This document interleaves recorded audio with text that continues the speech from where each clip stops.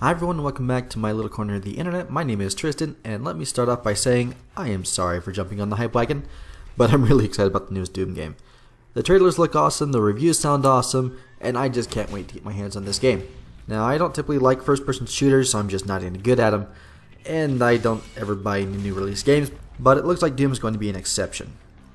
I remember watching my dad play the original Doom when I was a little kid, and being totally freaked out when I got to play it for the very first time.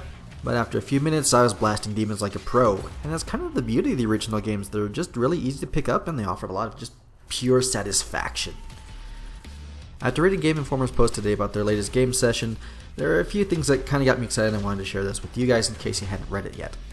First off, the gameplay looks fast. It's frantic, it's exciting, and I bet it's going to be a lot of fun to watch and to stream on something like Twitch or here on YouTube. It just seems like it's an exciting game. You know, there's no boring downtime between boxes where you have to go out and find bad guys and shoot them. It's constant. PvP sounds like a lot of fun as well.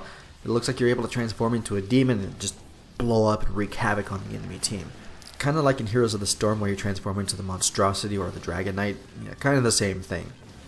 And then when you realize you can make maps, it sounds like it'd be something just as fun. You're going to have a nearly constant stream of new content and new maps and new things to try out, either coming directly from the developers or coming from the community. Now, I may have been living underneath a rock out here in Utah, but I did not know that there were weapon mods for this game. So not only that, but Bethesda, the company who's developing the game, seems to absolutely love allowing people to mod their games. In the review, they talked about a shotgun that had turned into a grenade launcher. So you just have a whole bunch of different styles of gameplay. You have a bunch of different ways you can approach problems. And they didn't mention it very much in the report, but they kind of touched on it, is that there are a lot of ways to customize our individual characters in order to fit our particular gameplay style. And that's something that was very, very non-existent in the original titles, where you were the Space Marine, you had these guns, and you had these bullets, and you just survived. And then not only do we have these new options for shooting these little critters, we also have some intense finishing moves that they're calling glory kills, which looks fabulous. And finally, the thing I'm most hyped about is honestly the fan service. We get back the chainsaw, we get frantic shooting and running around and blowing stuff up. These are all things that I loved from the original games and things that were sadly absent from Doom 3, except for the chainsaw. Nostalgia is a big seller right now. I mean, just look at the new Star Wars movies breaking all the records in the theaters. Or look at all these new games that are being remastered, like Diablo 2 and Final Fantasy 9. Heck, even the Sega Dreamcast looks like it's making a comeback. We grew up playing these games, and we want to relive those moments of excitement, of discovery.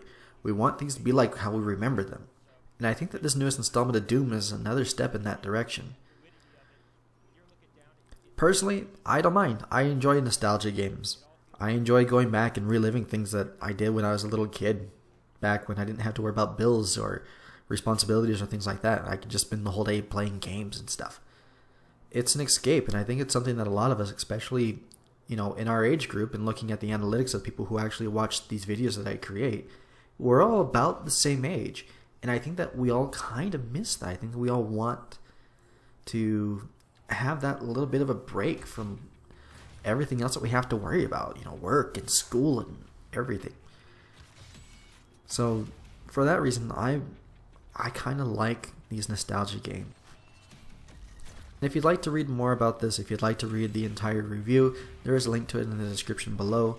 The game is currently available for pre-order for $60, or you can get it through GTA for $38.22. There's a link in the description. But hopefully we'll get some more cool news and some betas and stuff like that we can play around with. But this is Tristan, your nostalgic and hyped up gamer. I hope that you have enjoyed your time here in my little corner of the internet. Have a great day, and I will see you in game.